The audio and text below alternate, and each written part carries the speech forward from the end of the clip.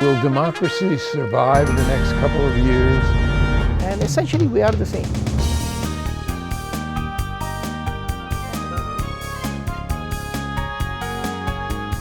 And there are so many needs that Minnesota has. What people are saying they need right now. Access to democracy is made possible by donations from the following organizations. Thomson Reuters, a global company with expertise and insight to unravel complex situations in the areas of law, tax, compliance, government, and media. Their worldwide network of journalists and editors keep customers up to speed on relevant global events. Thomson Reuters, the Answer Company. Crutchfield Dermatology, a full-service treatment center in Medi-Spa in Eagan. Their goal is to help you look good and feel great with beautiful skin. With service built around courtesy, dignity, and respect, Mayo-trained Dr. Charles Crutchfield personally treats each patient and is acknowledged as one of the nation's best physicians. Firefly Credit Union, with locations throughout the Twin Cities, has proudly served Minnesotans since 1925. Firefly guides its members forward by delivering customized financial solutions to improve their lives in all aspects of banking. Firefly Credit Union, they light the way with life illuminated. Edina Eye, Physicians and Surgeons, a division of Twin Cities Eye Consultants, has proudly served the Twin Cities for more than 55 years. Now in 7 convenient locations. Using the most advanced technology combined with human touch, Edina Eye offers comprehensive services but dedicated specialists committed to excellence with innovative procedures and expertise for the most advanced eye care.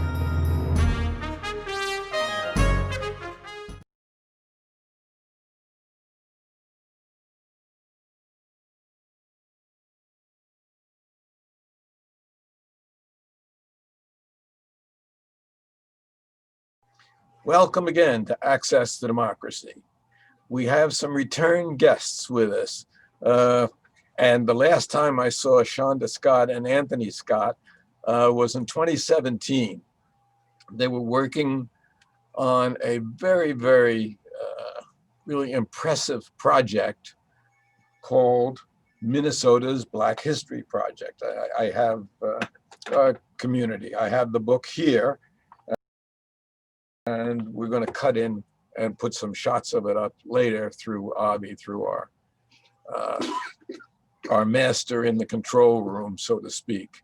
Joining us also is Chris Crutchfield, who was, I guess, one of the 4 originals, along with brother Charles, who is seeing patients right now, who started this very ambitious project. So let's go to Chaunda, and why don't you tell us the germination of this thing, how it started and turned into this wonderful book that has just been released within the last few months. Okay, well, we got started. We can't hear you, Chaunda.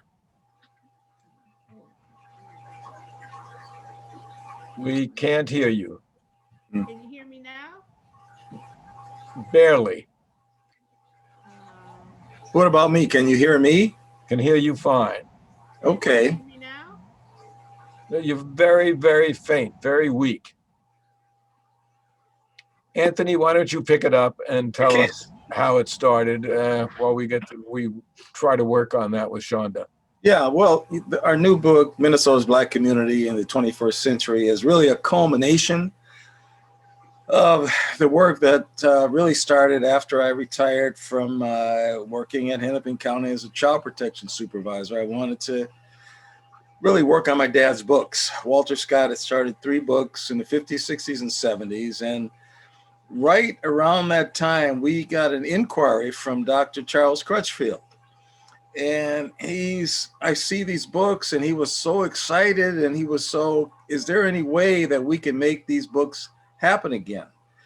And it really started from us putting together the Scott collection, which was my dad's books from the 50s, 60s, and 70s. That's a 500-page volume of the Twin Cities community, Black community at those time frames.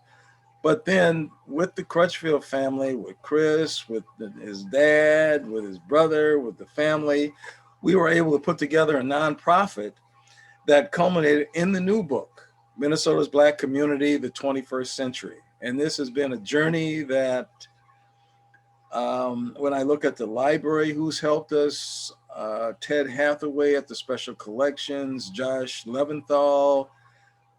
They have really pulled together and showed a real interest in preserving this history that we've been able to come up with. So really just started when I got that call and we got that inquiry from Dr. Crutchfield, and we put it together, and well, I guess I can say the rest is history.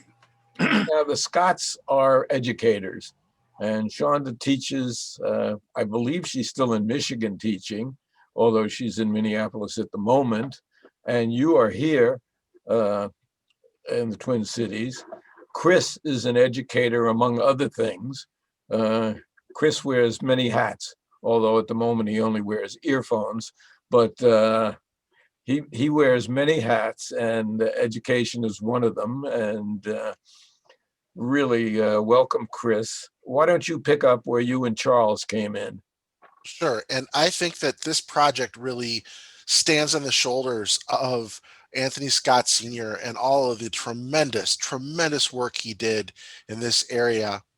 And then from that and from that base, the incredibly hard work that Dr. Chaunda Scott has done and Anthony Scott, I mean, they have been tireless in their efforts to pull all of this together. It's a book that my family and I have cherished. We have one of the books from the 70s, and that we like to look through, and we like to see old friends and how old friends looked when they were young. And it was something that my brother really glommed onto as an idea about, why don't we do this again? This is such a positive message. And the one thing I have to say about my brother is he's always positive. He's always looking at the bright side of how to lift up the African American community in a positive way. And he saw this as such a shining example that it was wonderful. We were able to reach out to the Scotts, and they already were running with the ball. So anything we could do to help, we were happy to do. And we're really pleased with the product, but I think it's a work in progress in the sense that the Black community since the 1970s has just exploded, and there are so many people that are doing so many things all over the state of Minnesota, and we really want to be inclusive. We really want to bring them in and have a website with these folks and do more books. We want to shine a spotlight on all the positive things that African Americans, that Black people are doing in Minnesota. And I just think this is a great start, and I have nothing to say but thank you to Chaunda and Anthony and their dad for all the work laying this out. Now, Chaunda, have we fixed your mic problems? Can we hear you now? No. No, for some reason we can't hear you. I don't know what the mic problem is, but sometimes it helps to leave and then come back in.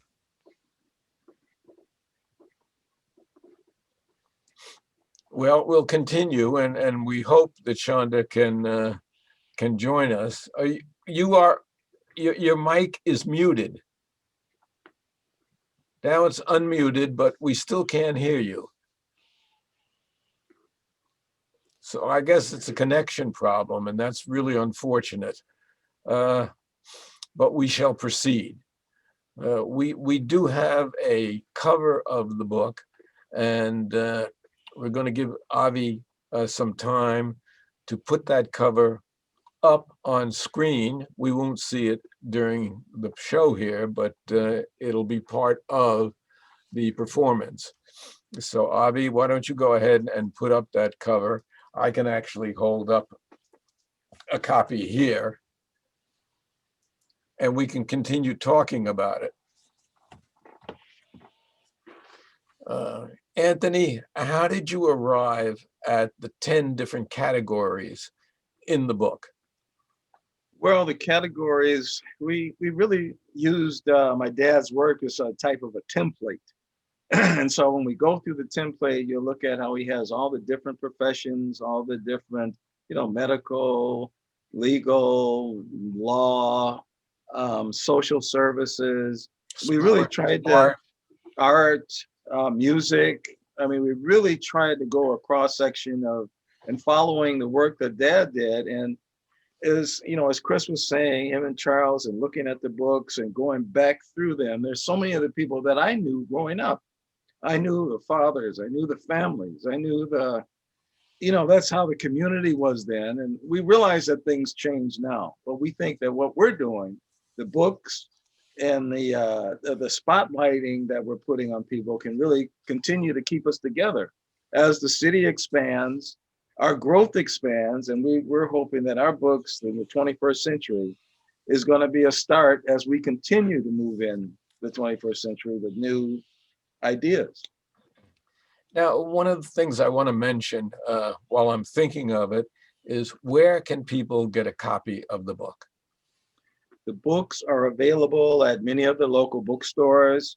They are online at Amazon. You can also order them through the Historical Society. I personally have had a few books.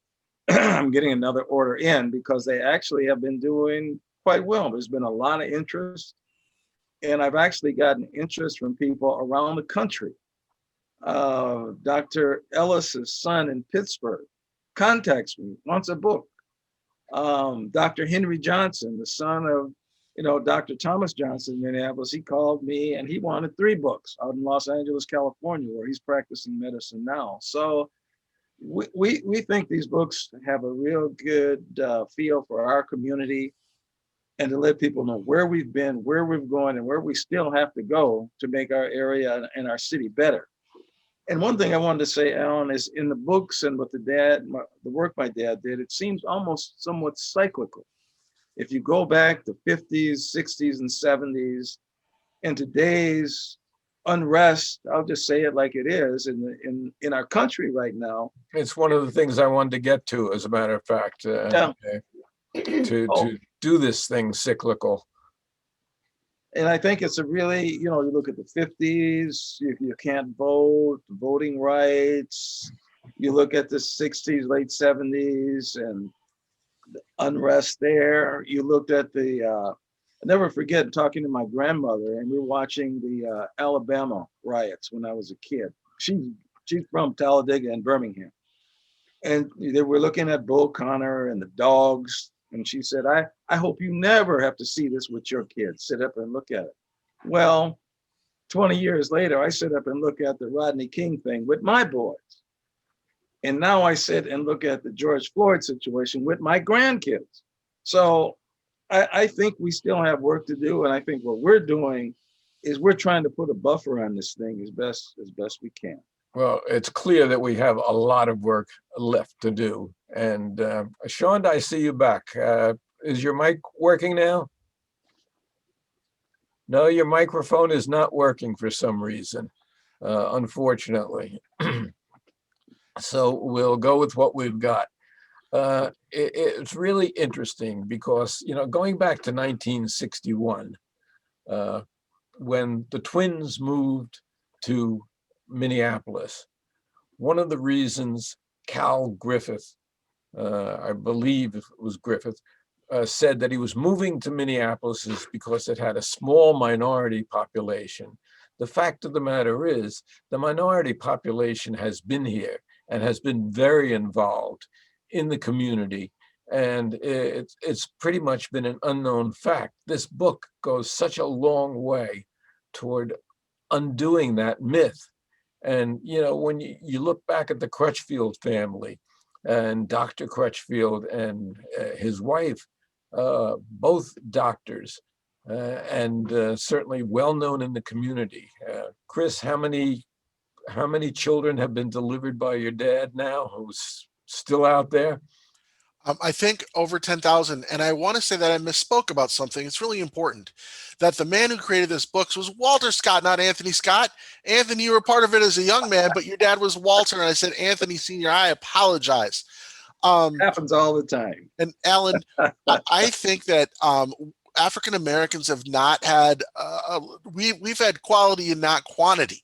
But we've been around since the trapper explorer days. The Bonga family was an African-American family that worked with the French Canadians back in exploring days and worked with the Native Americans. And we had lawyers in 1835, and we had an incredible sheriff up in St. Louis County in the 40s and 50s. So African Americans, we've been part of Dred Scott was in Minnesota. We've been part of the Minnesota history and Minnesota experience since way before Minnesota was even Minnesota. And we've been doing wonderful things, and we continue to do wonderful things. My family's been here since the 50s, and that's great. But the history of African Americans in Minnesota started way before that and continues to thrive, where I think African Americans are making contributions all over the state in all different sorts of professions, but in all different sorts of ways. And these books are just a way to highlight it and say, hey, this is what we're doing. We are here, and we are making Minnesota what it is today. And I'm really excited about that. And the book goes a long way toward moving toward understanding of that history. You know, as I went through the book, and I have gone through the book, you look at the arts, you look at sports in particular, you look at the professions. Each category is full of people. Theater, people that I know who I've seen on stage, and some of whom have been on this show actually over the 22 years that we're around. It is so much the fact that you are a part of the community, and you have been a part of the community, and would that we had a little bit better understanding of the difference. Anthony, you talked about having talked to your son and your grandson. If you saw the debate last night with the president and the next president, Joe Biden, you saw Joe Biden talk about the fact that Black fathers have to sit down with their children and have the talk. Well, that should not be, but it's necessary. If you get pulled over, put your hands on the wheel at 10 and 2 and don't reach for the glove compartment. Say yes, sir, no, sir. That has no place, and it doesn't belong in our society, but it is a part of our society. And you mentioned, Rodney, certainly the problem that we've had with George Floyd and some of the others that we've had in other areas. We as a democracy can't tolerate that. And we as a democracy have to overcome it. And it's unfortunate in the last few years that violence has been encouraged rather than discouraged. And hopefully that's going to end as we go into a new regime. Can I say something about that quickly? Absolutely. I was really I was offended when President Trump said that he'd done more for Black people than any other president going back to Abraham Lincoln. What that showed me was an absolute ignorance of history and African American history. And for people to believe that shows that we need more books like this to show the history of what's happened. I mean, integrating the military, the Voting Rights Act, the Civil Rights Act, those are just off the top of my head of the things that presidents have done for African Americans.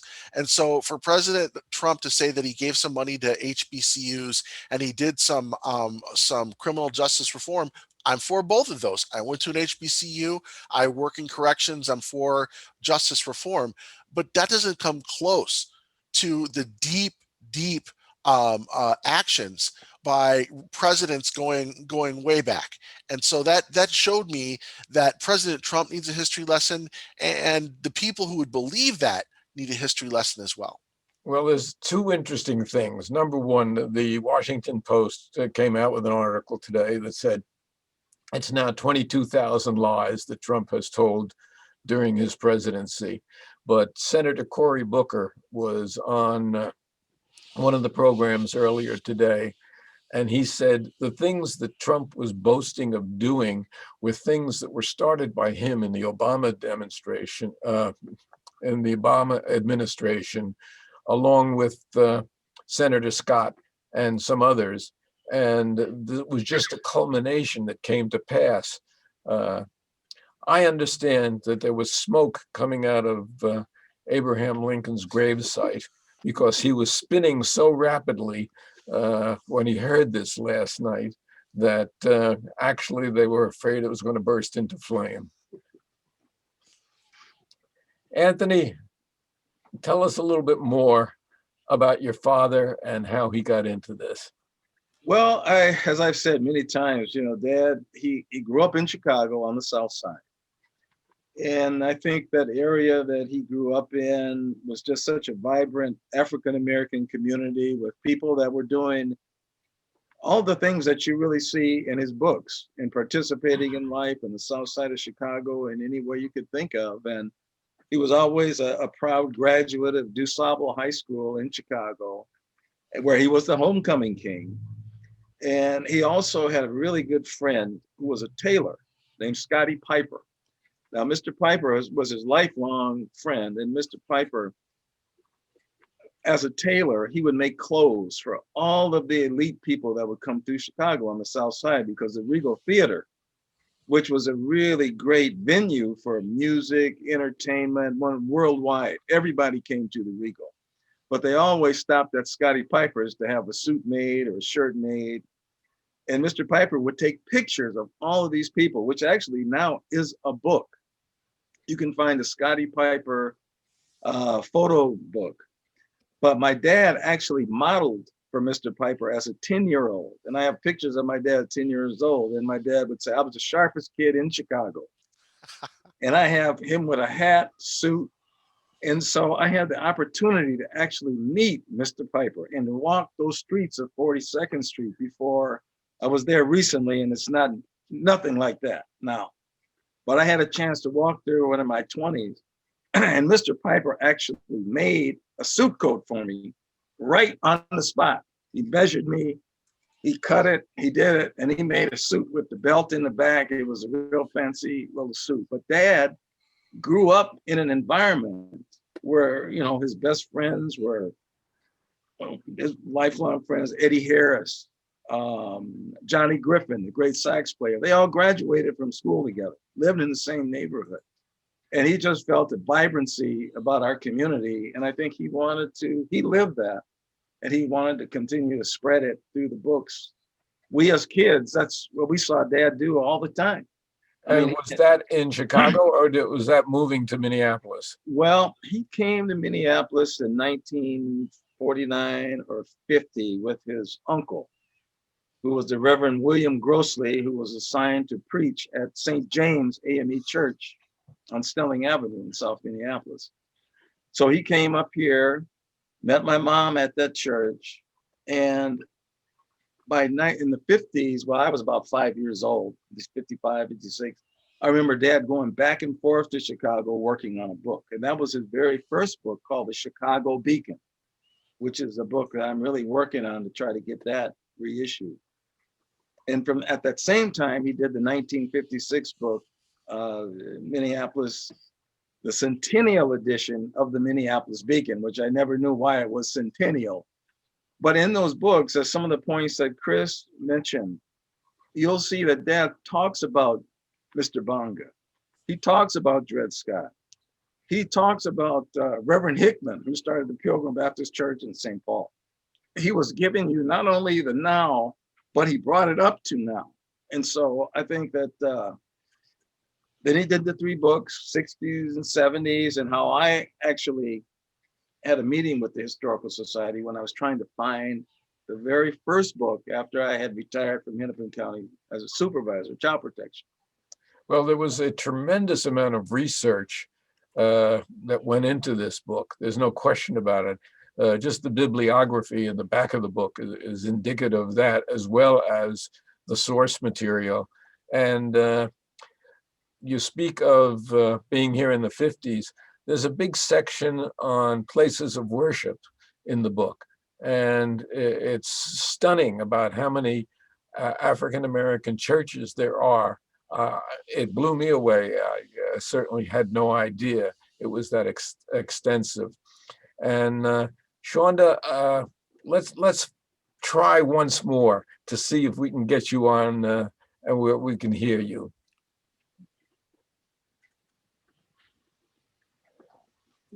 Avi, is there a way we can get Chaunda at least her picture in here? I know we're going to have a separate interview with her sometime down the road because this is really unfortunate that we have no sound. But Maybe we Can can she get, call in with her phone separately?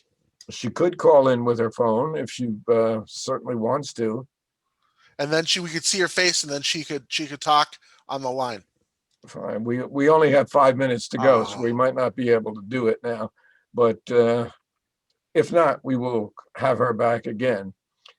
Chris, we have to mention the fact that you have been very active in many areas, not the least of which is the Underground Railway and the reenactments of the Underground Railway and how important that was as part of the background in Minnesota, where slaves were escaping to Canada. So why don't we just talk about that for a second or two? Well, sure. And it's really, Anthony talked about Robin Hickman and the Pilgrim Baptist Church. They actually started when they were, I think they were on a raft and were brought up from a riverboat. And many of the folks who started Pilgrim Baptist Church were escaped slaves. And so they started it here when they were when they got a ride from this riverboat up the river. And so it was started, this great church that's still around today, by a group of former and escaped slaves. Downtown St. Paul was a hub for the Underground Railroad. There was a barber shop kind of where Kellogg Square is today, right in that area, where they would, when white owners would bring their slaves to Minnesota, the slaves could claim to be free because they were in free territory, and many times they would spirit the hub was really the barber shop, and they'd get word that there's a slave staying in a hotel with an owner, and they would grab them and they would spirit them away, usually up to into the Maplewood and northern areas. There were a couple farms they would hold them on, but there was definitely Underground Railroad activity in Minnesota, and there are also free blacks in Minnesota during slavery, and of course the most famous case of all, the Dred Scott case, was from a slave named Dred Scott who was housed at the Fort Snelling, and then claimed, well, I'm in free territory, I should be free. And that dragged out into being a long Supreme Court case. And a case that any law student or any lawyer will know as the Dred Scott case, because it's a landmark case in the history of this country. It absolutely is. Yeah. Is there any plan for a building or some sort of a permanent structure really built around the book and sort of with, memorabilia and things like that?